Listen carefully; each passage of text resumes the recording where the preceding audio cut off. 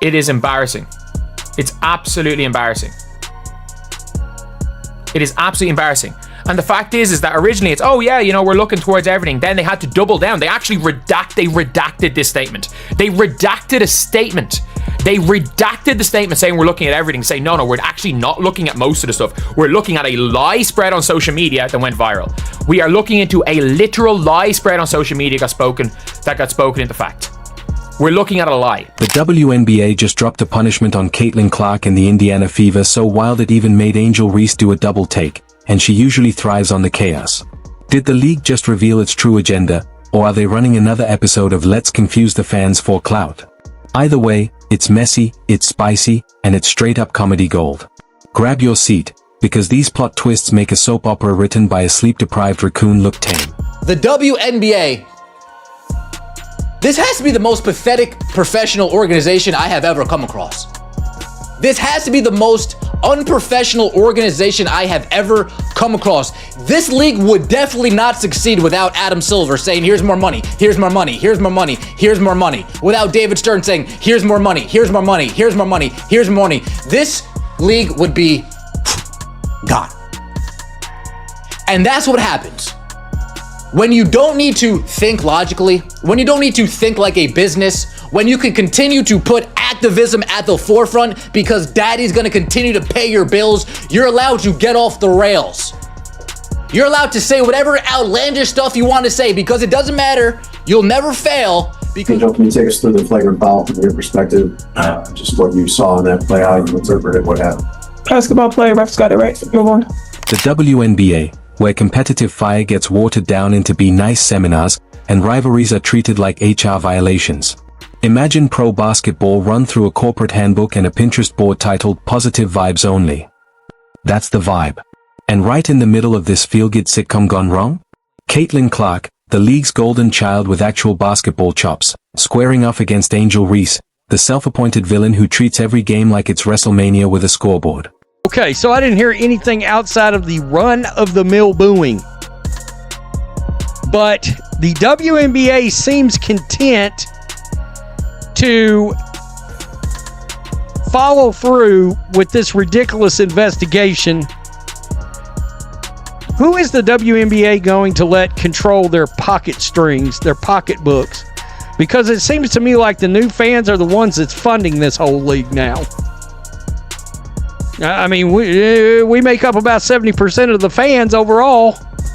Otherwise, yesterday's game would have been watched by about 400,000 people, maybe. It probably got watched by what? Upwards of 2 million? I mean, does the WNBA want to lose Caitlin Clark fans? Because I think as much as people want to support Caitlin Clark... Picture this. Caitlin Clark, queen of clutch, master of high IQ plays, and one of the few in the league who actually understands basketball, pulls off what might be the cleanest, most polite tackle the WNBA has ever seen. The kind of move you'd applaud in any sport that still has a pulse. But in this league? The moment you lay a finger on someone, congratulations, you've just committed a capital offense. Fans yell and fans scream and fans try to do anything they can to diminish their opponent's ability to make a bucket.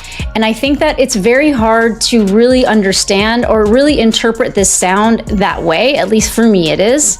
And I'm really, really, really hoping that the WNBA did not just announce an official investigation based on internet hearsay and out. Enter Angel Reese, who, instead of just taking the play and moving on, went full Fast and Furious mode. We're talking full contact, maximum drama, and attitude turned up to 11. Meanwhile, Caitlin? She doesn't even blink. No yelling, no flinching, just strolls off like she's late for brunch and doesn't have time for dollar store theatrics. But here's the punchline. The WNBA didn't headline Angel's audition for a street fight. Nope. In true league fashion, they pointed the finger at, drumroll please, the Indiana Fever fans. Because apparently, when in doubt, blame the people buying tickets. You want to know why I'm so angry about this? I'm so angry about this is because how many kids are there in that audience? How many kids are there? And I'm sorry. I'm cool with idiots online branding me as whatever they want to. But when it comes to innocent kids who just want to watch their favorite team, favorite players play basketball, And thankfully, they're going to be oblivious to this. But I'm sorry, you're branding kids as dangerous. You are branding kids who are just enjoying their game, who are having the time of their lives watching this league as dangerous. This league does not want to grow.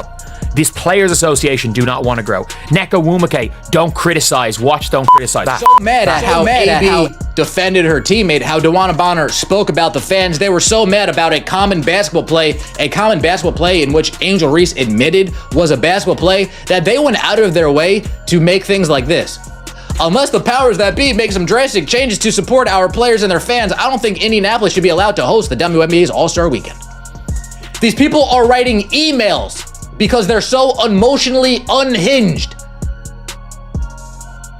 They're so emotionally unhinged. They've never been checked a day in their life. Their parents allow them to act like fools with no repercussion, with no consequence. Always being acquiesced to every little complaint, to every little need, to every little this, to every little that. They're writing emails to get the Indiana Fever. The very same people who dared, audaciously dared, to support their own team and boo the player who went after their star?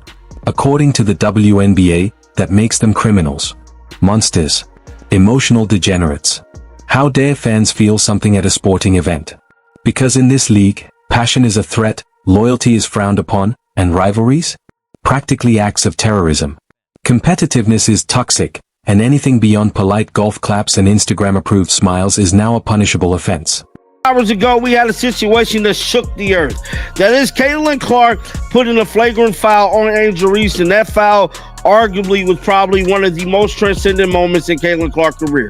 To me, that moment there showed the world that Caitlin Clark wasn't backing down for nothing, and she wasn't scared to get in the mix when it comes to protecting her teammates and stopping somebody from making the basket. Well, many other Angel Reese fans had rage war against Caitlin Clark fan base by saying racial slurs online, and me personally, I'm staying out of the race stuff as of right now. But for them to sit up there and lie and say that Angel Reese again called racist names during the game, I had somebody from my team sitting right behind Chicago Sky Bench. Wasn't nobody saying nothing about Angel, man. It's like the league is flat out allergic to the one ingredient that actually makes sports compelling: real on-court tension. Not PR manufactured storylines, not cutesy social media banter, actual rivalries. But no, in WNBA land, every player is supposed to be a smiling ambassador of eternal goodwill, and the second anyone steps off script, the front office has a meltdown like they just discovered conflict for the first time. And here's the irony. The Caitlin versus Angel saga is the most buzz the league has had since someone stumbled onto a game while looking for the Food Network. This could have been their ratings rocket fuel. Instead, they've smothered it under a weighted blanket of sensitivity, mixed messaging, and PR spin. Caitlin Clark, in all of this, has become the league's ultimate Rorschach test. To some, she's the gifted star dragging the WNBA out of irrelevance. To others, she's the villain who ruins their favorite narratives and somehow makes entire franchises cry into their post-game protein shakes. And if you dare defend her? Congratulations, you've just been added to the WNBA's unofficial blacklist, where reason and common sense go to die.